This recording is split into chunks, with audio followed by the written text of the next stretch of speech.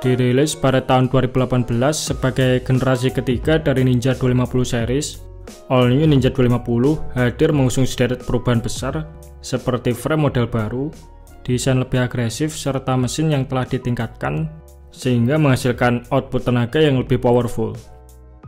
Namun sepertinya beberapa pembaruan tersebut tidak membuat motor ini banyak berbicara di kancah roda 2 tanah air, karena saat ini All New Ninja 250 cukup jarang terlihat di jalanan.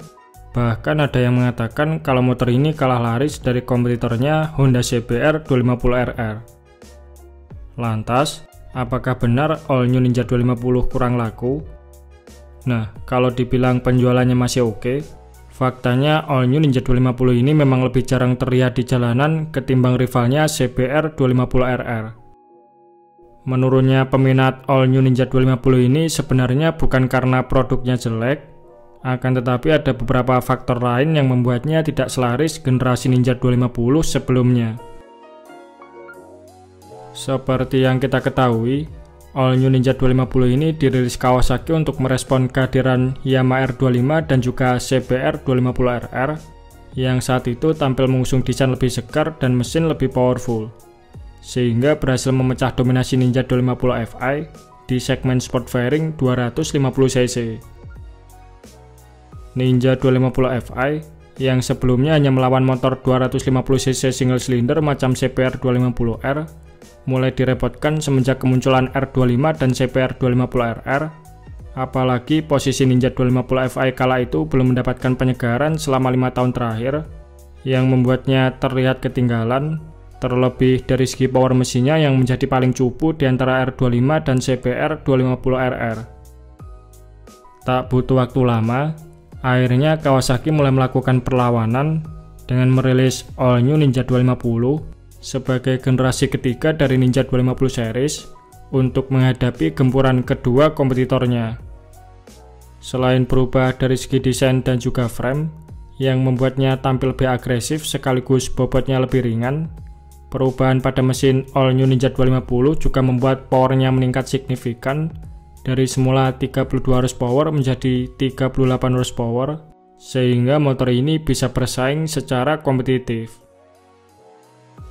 Namun dalam persaingan ini rupanya sang kompetitor CBR 250RR mempunyai pesona tersendiri dan perlahan motor ini mulai banyak dilirik di segmen sport 250cc.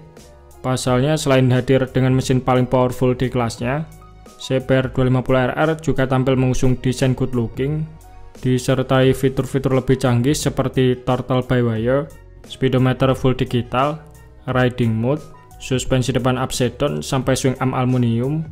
Bahkan di tahun 2020, motor ini kembali mendapatkan penyegaran dengan beberapa tambahan fitur baru seperti assist slipper clutch maupun quick shifter. Standar baru yang dibawa oleh CBR 250RR sepertinya memang cukup sulit untuk diimbangi All New Ninja 250. Apalagi kekurangan dari All New Ninja 250 ini semakin terlihat jelas pasca Yamaha merilis New YZF-R 25 pada tahun 2018 lalu. Ya, meskipun perubahan New R25 dinilai kurang begitu greget, setidaknya New R25 yang tampil mengusung suspensi depan upside down kian memperjelas kekurangan dari All New Ninja 250, mengingat motor ini adalah satu-satunya sport 250cc twin cylinder yang sampai saat ini masih menggunakan suspensi depan teleskopik, speedometer belum full digital, dan model swing arm belakang kotak yang bisa dibilang ketinggalan zaman.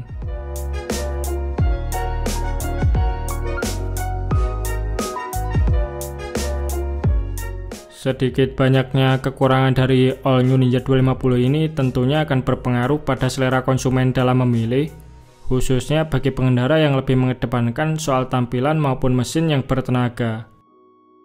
Di sisi lain, pasar sport 250cc twin cylinder ini memang sudah tidak seramai dulu semenjak kemunculan Yamaha X-Max 250 yang berhasil merebut pangsa pasar sport 250cc twin cylinder karena menawarkan kenyamanan dan kepraktisan berkendara. Sehingga hal ini mungkin menjadi alasan kenapa Ninja 250 tidak mendapatkan penyegaran, terutama soal perubahan suspensi upside down dan swing arm belakang agar setara dengan kompetitor sekelasnya. Selain Yamaha X-Max, keberadaan ZX25R juga dinilai menjadi faktor yang mempengaruhi pergeseran peminat dari all new Ninja 250. ZX25R sebagai satu-satunya sportsbike 250cc yang hadir dengan mesin 4 silinder, menawarkan kelebihan yang tak terbantahkan dari all new Ninja 250. Meskipun harganya lebih mahal, namun bagi konsumen 250cc yang tergolong menengah ke atas, harga mahal ZX25R bukanlah menjadi suatu masalah, mengingat semua fitur, performa maupun suara 4 silinder motor ini tidak bisa didapatkan pada motor 250cc lain yang beredar di pasaran saat ini.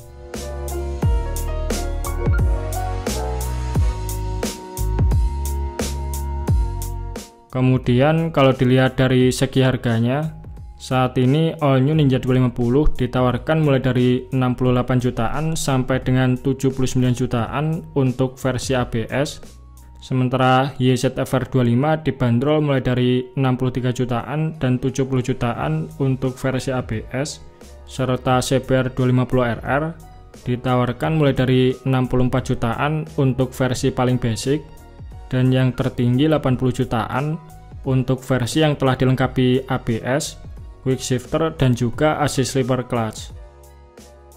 Dari sini bisa disimpulkan kalau harga varian terendah all new Ninja 250 masih jauh lebih tinggi dari kedua kompetitornya, dengan pertimbangan pada suspensinya yang masih teleskopik dan swing arm model kotak.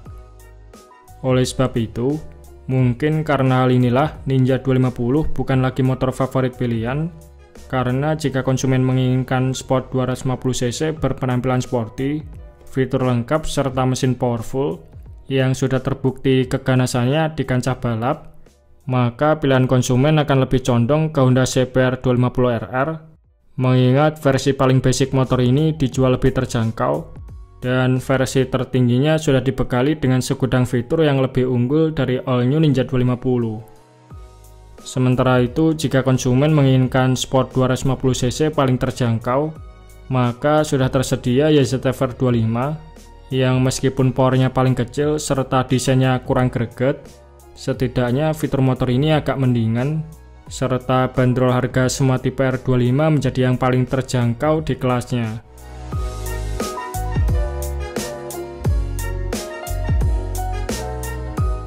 Nah, bagaimana pendapat teman-teman mengenai all new Ninja 250 ini?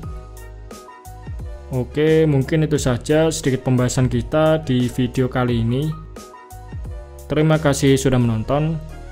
Sampai jumpa di video-video Bang Rossi selanjutnya.